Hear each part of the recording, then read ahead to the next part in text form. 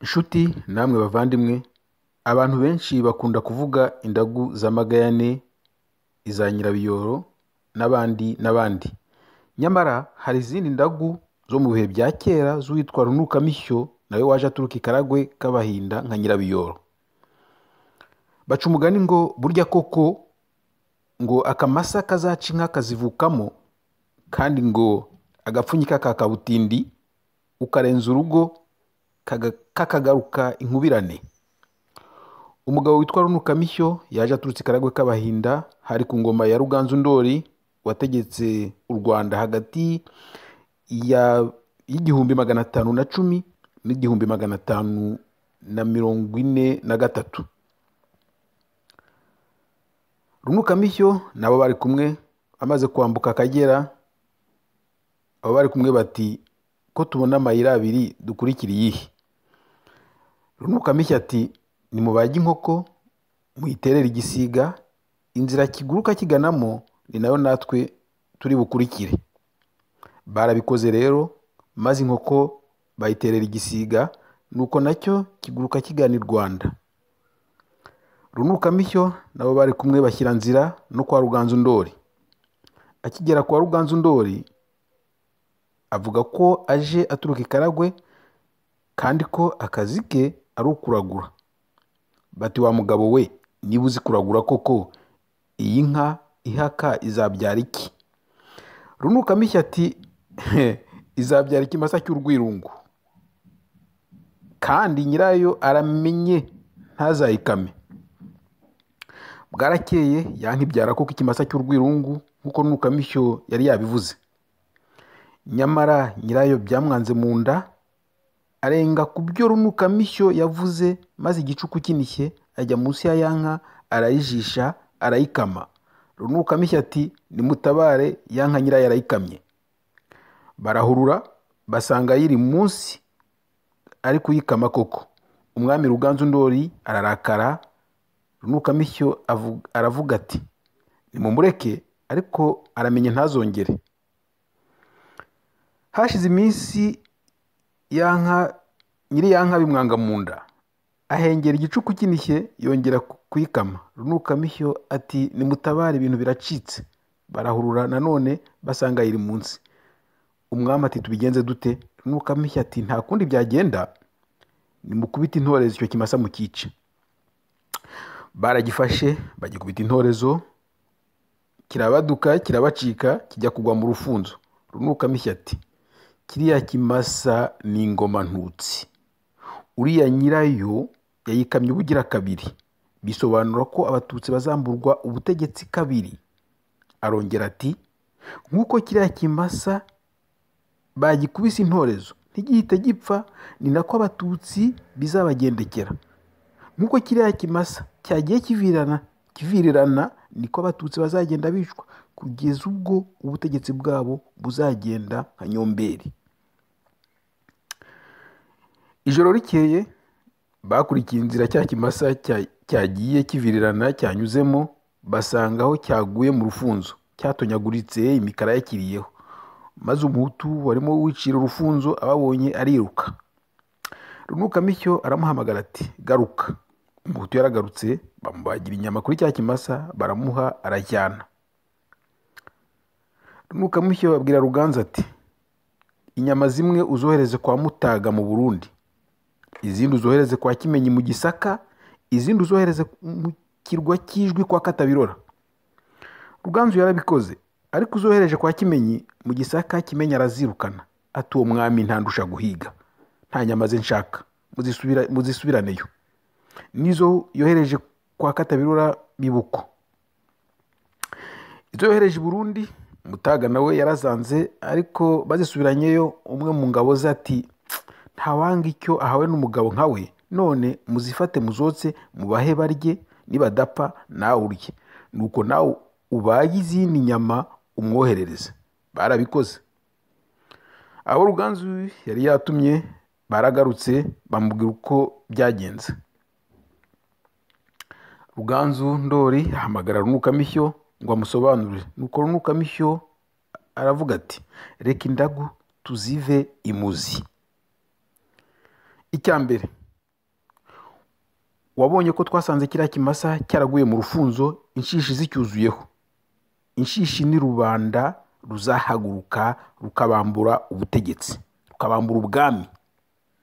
Icya kabiri, nk'uko ziriya nshishi zari zuzuye kuri kiriya kimasa, abahutu bazafata igihugu bacyuzureho babura uko bategeka. Icya gatatu, twabonye uriya muhutu wirutse nyamara akagaruka tukamuha inyama. Bisobanura ko nyuma hazaza umututsi uzakanga ba bahutu bakiruka bagata igihugu, nabo bakazapfa bumonyo, bakazicwa, bakazapfa bumonyo pe. Icya kane, Runukamisha ati nyamara hari abazaba barahunze bazarokoka ubu bwicanyi, ari nabo bazabakorera ishyano bakabatwara ingoma ubutazagaruka. Naho rero ziriya nyama bariya bami banze, hari uzahatera uhigarurire. Naho i Burundi kwa Mutaga ntuzigera uhigarurira na rimwe. Ngizo rero indagu za Runukamisho w'ikaragwe k'Abahinda. Murakoze, murakarama.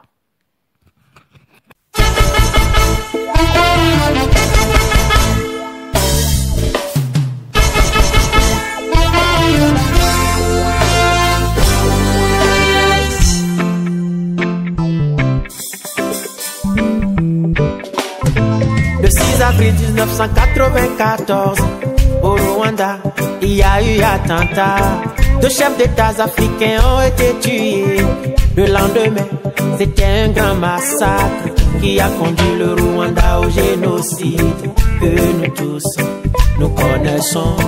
Un génocide très bien planifié par l'Occident et ses complices, la Belgique, les États-Unis et la France savent de quoi je parle.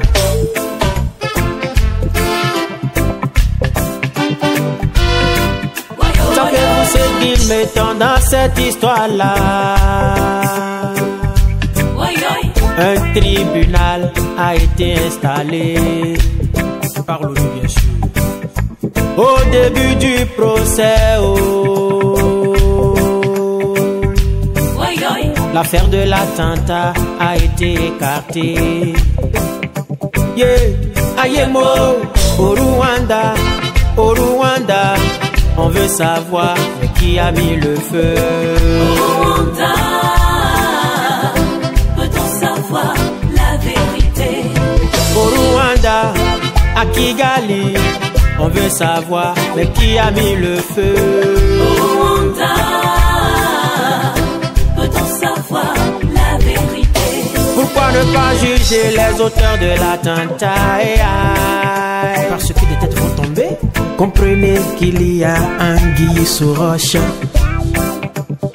Je dis bien, pourquoi ne pas juger les auteurs de l'attentat d'abord? Comprenez qu'il y a anguille sous roche. Voilà pourquoi je dis, au Rwanda, on veut savoir qui a mis le feu. Au Rwanda, peut-on savoir la vérité? Au Rwanda, à Kigali, on veut savoir qui a mis le feu. Au Rwanda, peut-on savoir la vérité? Au Rwanda, on veut savoir qu'est-ce qui s'est passé. Au Rwanda, peut-on savoir la vérité? Au Rwanda, on veut savoir qui a mis le feu. Au Rwanda, peut-on savoir la vérité? Le sang innocent répandu crie toujours vengeance. À qui le génocide rwandais a-t-il profité? Tôt ou tard, l'Afrique sera la vérité. Auteur ou complice, vous n'échapperez à la justice divine. Et ça, c'est sûr. Nous avons tout compris, tout babou. Vous avez divisé Hutu et Tutsi. Vous avez mis en péril la zone des Grands Lacs.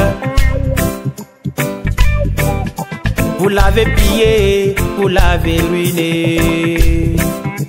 Touba bouffion vito. Tôt ou tard, Inch'Allah, le sang de l'innocent va crier vengeance. Rwandais mon frère, Rwandaise ma soeur, un jour nouveau se lèvera pour toi. Dieu du fond du ciel essuiera tes larmes. Lui seul pourra soigner ton cœur blessé. Et sois certain qu'il rendra justice. Et moi Nico je dis, tôt ou tard, au Rwanda, l'Afrique saura ce qui s'est passé.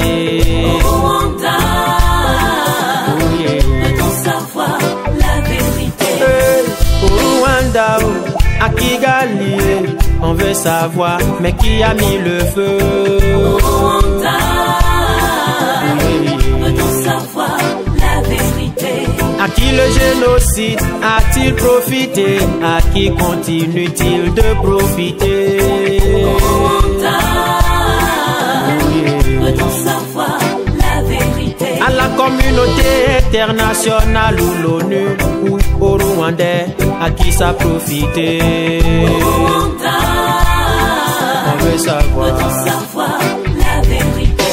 Communauté internationale et l'ONU, ce sont des noms pour blaguer l'Afrique. Au Rwanda,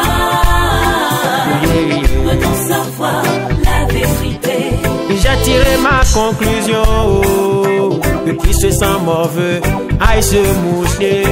Au Rwanda, peut-on savoir la vérité? Au Rwanda, on veut la vérité.